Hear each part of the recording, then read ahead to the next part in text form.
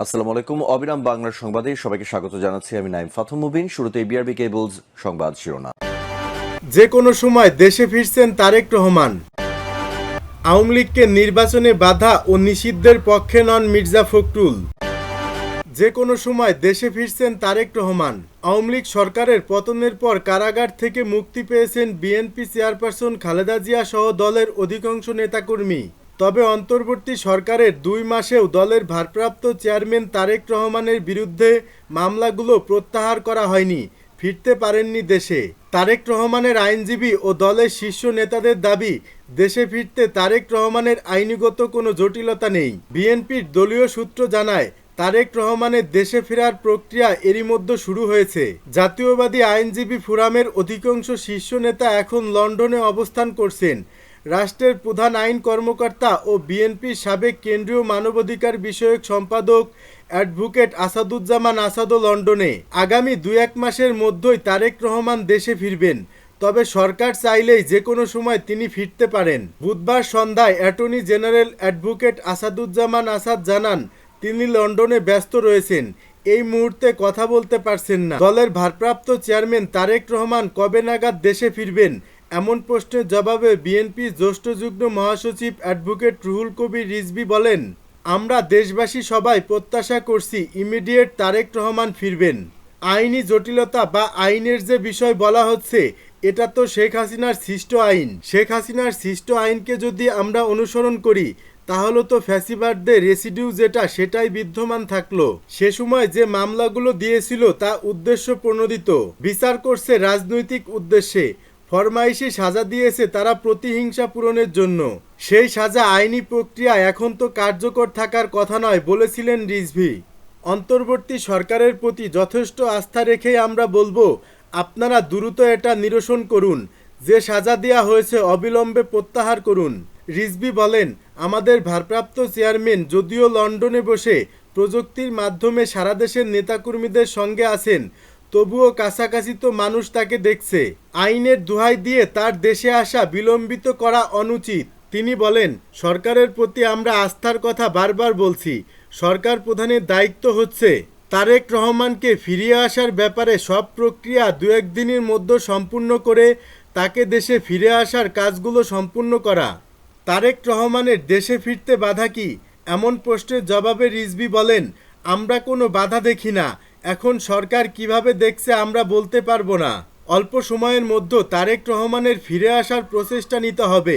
যে কোনো সময় এক্সিকিউটিভ অর্ডার দিয়ে মামলা প্রত্যাহার করা যায়। তারেক রহমান আন্দোলনের পটভূমি তৈরি করেছেন, তার ফিরে আসতে সরকার ব্যবস্থা নিচ্ছেন না কেন সেটা তো আমাদের দাবি, বলেন রিজভী। দলীয় পর্যায় থেকে তারেক রহমানের দেশে ফেরার ব্যাপারে সরকারের সঙ্গে আলোচনা হচ্ছে কিনা জানতে চাইলে রিজভী বলেন, নিশ্চয় আমাদের নেতারা কথা বলছেন। মহাসচিব মির্জা ফখরুল ইসলাম আলমগীরও দাবি জানিয়েছেন। আমরা তো ক্ষমতায় নেই, আমরাও দাবি জানাবো। তারেক রহমানের দেশে ফিরতে আইনগত জটিলতার বিষয়ে জানতে চাইলে বিএনপির ভাইস চেয়ারম্যান এবং জাতীয়বাদী আইনজীবী ফোরামের সভাপতি জয়নুল আবেদিন লন্ডন থেকে জাগো নিউজকে বলেন, তারেক রহমানের দেশে ফিরতে আইনগত কোনো জটিলতা নেই। তাহলে তিনি দেশে ফিরছেন না কেন এমন প্রশ্নের জবাবে জয়নুল আবেদিন বলেন, সার্বিক পরিস্থিতি বিবেচনায় রেখে দেশে ফেরার সময়ের সিদ্ধান্তটা তার নিজস্ব বিষয়। আমরা আশা করি তিনি দেশে আসবেন এবং আইনগতভাবে রাজনৈতিক উদ্দেশ্য প্রণোদিত মামলা মোকাবেলা করবেন। তারেক রহমান আইনের প্রতি সবসময় শ্রদ্ধাশীল। এখানে দুটো বিষয় আছে। যদি তিনি আইনের সব বিষয় মান্য করেন, তবে আমাদের সিআরপিসির মধ্যে রয়েছে তিনি কিভাবে আপিল করতে পারবেন এবং কিভাবে আপিল করে তিনি মুক্ত হতে পারবেন। আর মামলাগুলো যেহেতু রাজনৈতিক উদ্দেশ্য প্রণোদিত, সে কারণে সরকার যদি ইচ্ছা করে তাহলে তাকে এই মামলা থেকে অব্যাহতি দিতে পারে। অব্যাহতি দিলে তারেক রহমানের দেশে ফিরতে বাধা নেই, জানান জয়নুল আবেদিন। আওয়ামী লীগকে নির্বাচনে বাধা ও নিষিদ্ধের পক্ষে নন মির্জা ফখরুল। ছাত্র জনতার গণ অভ্যুত্থানে শেখ হাসিনা ক্ষমতা ছেড়ে পালিয়ে যান ভারতে।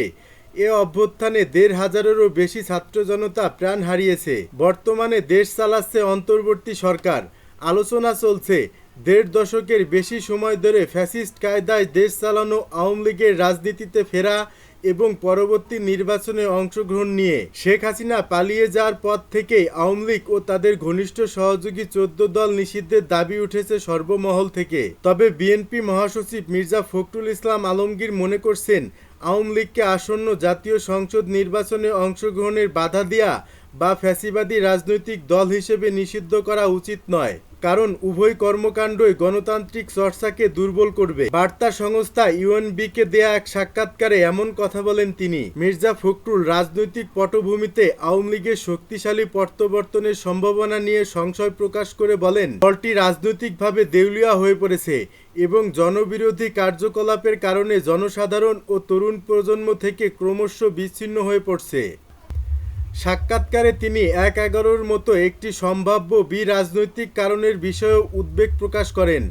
একই সঙ্গে তিনি রাজনৈতিক দলগুলিকে সতর্ক থাকতে এবং দায়িত্বশীলভাবে কাজ করার আহ্বান জানান। ফখরুল বলেন, আমরা যদি সত্যিকার অর্থে গণতন্ত্র চাই তাহলে আওয়ামী লীগকে নির্বাচন থেকে বাদ দেওয়া হবে কেন? আওয়ামী লীগের মতো পুরনো রাজনৈতিক দল নির্বাচনে অংশ নিতে চাইলে জনগণকে তাদের ভাগ্য নির্ধারণের সুযোগ দেওয়া উচিত। আওয়ামী লীগ সম্পর্কে তার বোঝাপড়া ও উপলব্ধির ভিত্তিতে বিএনপির নেতা বলেন, বর্তমান অন্তর্বর্তী সরকারের অধীনেই দলটি নির্বাচনে অংশ নেবে।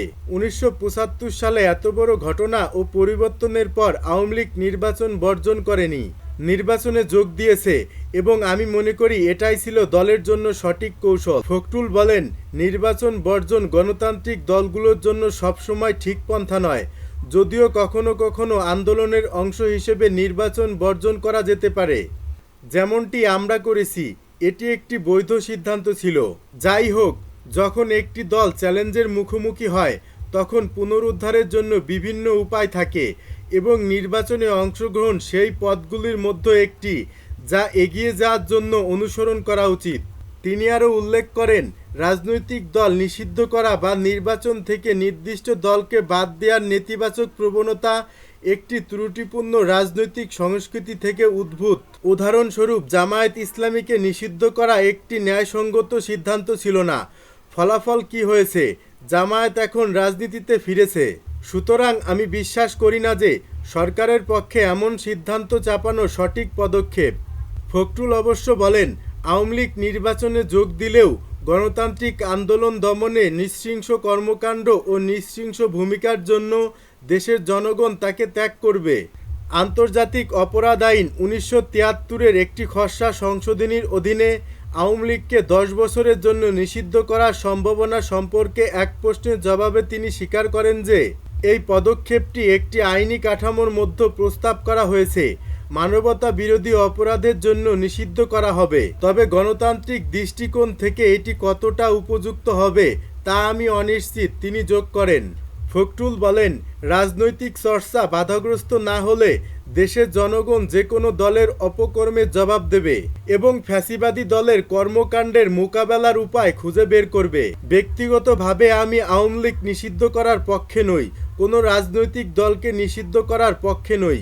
গণ অভ্যুত্থানের ফলে ক্ষমতাচ্যুত হওয়ার পর রাজনৈতিক দল হিসেবে আওয়ামী লীগের সম্ভাবনা সম্পর্কে জানতে চাইলে ফখরুল বলেন, আমি দীর্ঘদিন ধরে বলে আসছি আওয়ামী লীগ রাজনৈতিকভাবে দেউলিয়া হয়ে গেছে। যখন একটি দল আমলাতন্ত্র ও রাষ্ট্রযন্ত্রের উপর খুব বেশি নির্ভর করে তখন এটি জনগণ থেকে বিচ্ছিন্ন হয়ে পড়ে এবং গণদাবিগুলো উপলব্ধি করতে ব্যর্থ হয়। আওয়ামী লীগের ক্ষেত্রেও তাই হয়েছে। তিনি বলেন, আওয়ামী লীগের সবচেয়ে বড় ক্ষতি হলো জনগণের সঙ্গে তাদের আস্থা, বিশেষ করে তরুণ প্রজন্মের সঙ্গে যোগাযোগ কমে যাওয়া। যদিও আওয়ামী লীগ রাজনীতিতে জড়িত থাকতে পারে, তবে দলটি কার্যকরভাবে জনগণের সাথে পুনরায় সংযোগ স্থাপন এবং অদূর ভবিষ্যতে তাদের আস্থা পুনরুদ্ধার করতে পারবে কিনা তা অনিশ্চিত। ফখরুল বলেন, ছাত্র নেতৃত্বাধীন গণ অভ্যুত্থানের কর্তৃত্ব কোনো একক দল নিতে পারবে না, কারণ এটি ছিল একটি স্বতঃস্ফূর্ত আন্দোলন যাতে ফ্যাসিবাদী আওয়ামী লীগ শাসনের বিরুদ্ধে তাদের প্রবল ক্ষোভের কারণে সমাজের সর্বস্তরের মানুষ জড়িত। তিনি বলেন, বুদ্ধিজীবী, আমলা ও টেকনোক্র্যাটদের নির্বাচিত গোষ্ঠীর দ্বারা না হয়ে জনগণের সাথে প্রকৃত সম্পর্কযুক্ত ব্যক্তিদের দ্বারা দেশ পরিচালনা করা উচিত। আওয়ামী লীগকে নির্বাচনে বাধা ও নিষিদ্ধের পক্ষে নন মির্জু।